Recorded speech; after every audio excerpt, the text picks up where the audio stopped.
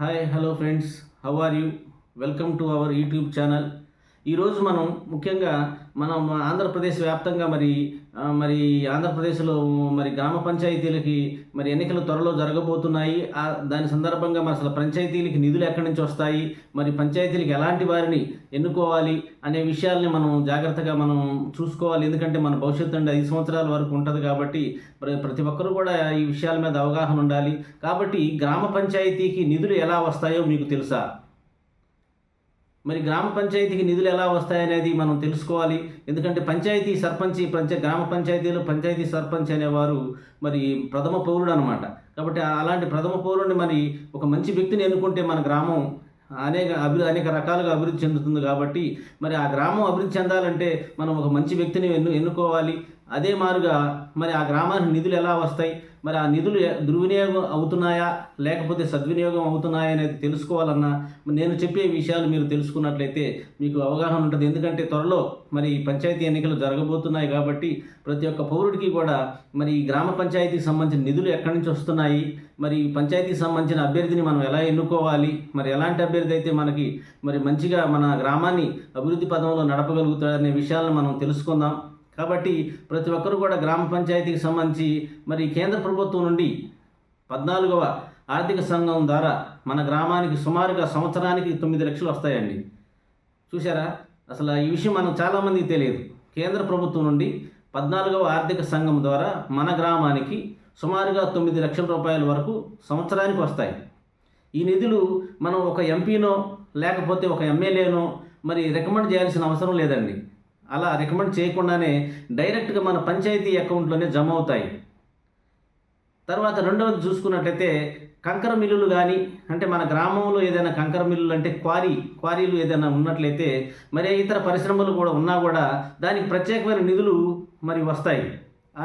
అలాగే కాకుండా మన గ్రామ ప్రజలు కట్టిన వివిధ పన్నులు, గ్రామ ప్రజలు నీటి పన్నే కానీ ఇంటి పన్నే కానీ వివిధ రకాలైన పన్నులు కూడా మరి మన పంచాయతీ ఖాతాలో జమ అవుతాయి అన్నమాట. ఈ నిధులన్నీ కూడా గ్రామాభివృద్ధికి మనం ఖర్చు పెట్టడానికి అవకాశం ఉంటుందన్నమాట. అలాగే చూసుకున్నట్లయితే ఎంపీ లేదా ఎమ్మెల్యే కోటా నుండి కొన్ని నిధులు వస్తాయి మన పంచాయతీకి. ఎంపీ నిధులు కానీ లేకపోతే ఎమ్మెల్యే కోటా నుంచి కానీ కొన్ని నిధులు వస్తాయి. వీటి ద్వారా కూడా గ్రామంలో సీసీ రోడ్లు, సిమెంట్ రోడ్లు లేదా మట్టి రోడ్లు లేదా గ్రంథాలయాలు, గ్రామంలో ఏదైనా గ్రంథాలయం ఉంటే కనుక ఆ గ్రంథాలయాలు కానీ లేకపోతే కమ్యూనిటీ ఎస్సీ ఎస్టీ కమ్యూనిటీ హాళ్ళు డెవలప్ చేసుకోవాలన్నా లేదా కొత్తగా నిర్మాణం చేసుకోవాలన్నా కూడా మరి ఈ నిధులను మనం ఉపయోగించుకోవచ్చు అన్నమాట. అలాగే మరి పంచాయతీ చట్టం, ఆంధ్రప్రదేశ్ పంచాయతీ చట్టం కూడా చెబుతుంది ప్రతి గ్రామానికి కూడా నిధులు కేటాయిస్తామని. కాబట్టి ఆ నిధులను మనం గ్రామంలో సద్వినియోగం చేసుకోవాలంటే ఒక మంచి పౌరుడిని మనం ఎన్నుకోవాలి.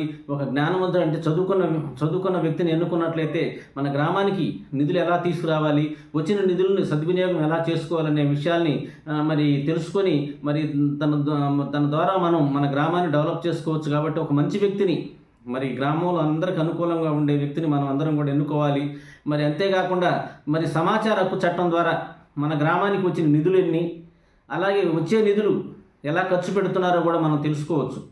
మరి సమాచార హక్కు చట్టం ద్వారా కూడా మన గ్రామానికి ఎన్ని నిధులు వస్తున్నాయి, మరి వచ్చిన నిధులు సద్వినియోగం అవుతున్నాయా లేకపోతే దుర్వినియోగం అవుతున్నాయా అనే విషయాలు కూడా మనం తెలుసుకోవాలంటే మరి మన మండలంలో ఉన్న మరి ఎంపీడీఓ కానీ లేదా ఎంఆర్ఓ కానీ వారి దగ్గరికి వెళ్ళి మనం దరఖాస్తు చేసుకున్నట్లయితే మన గ్రామానికి వచ్చిన నిధులు ఎన్ని అనే సమాచారాన్ని మనకి 7 రోజుల్లో ప్రింట్ పేపర్ల ద్వారా మనకి అందిస్తారు.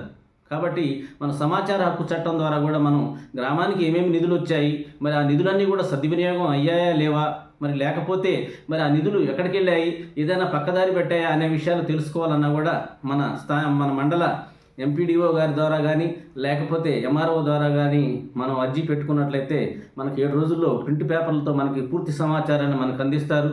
అందుకని మన ప్రతి ఒక్కరూ కూడా ఈ విషయాన్ని దృష్టిలో ఉంచుకొని మన గ్రామం అభివృద్ధి చెందాలంటే మరి మనం ఇతర రకాల ఇతర విషయాల మీద దృష్టి పెట్టకుండా, అంటే ఇతర విషయాలంటే ఏంటంటే సహజంగా మరి ప్రలోభాలకు గురి చేస్తుంటారు. ఎలక్షన్ వచ్చిందంటే ప్రలోభాలకు గురి చేస్తుంటారు. కాబట్టి ఆ ప్రలోభాలకు మనం లొంగకూడదు. లొంగకుండా ఒక మంచి వ్యక్తిని మరి చదువుకున్న వ్యక్తిని కనుక మనం ఎన్నుకున్నట్లయితే మరి మన గ్రామాన్ని అనేక రకాలుగా అభివృద్ధి పదం వైపు నడిపించి మరి మన భవిష్యత్ తరాలకు కూడా మన గ్రామం ఇంకా అభివృద్ధి చెంది అనేకమైన మరి సంక్షేమ పథకాలు వచ్చే విధంగా మన గ్రామానికి ఉపయోగకరంగా చేస్తారు. కాబట్టి ప్రతి ఒక్కరు కూడా విజ్ఞతతో ఆలోచించి ఓటు వేయాలండి. మనం అభ్యర్థిని కూడా ప్రతి ఒక్కరు కూడా విజ్ఞతతో ఆలోచించి ఎన్నుకోవాలి.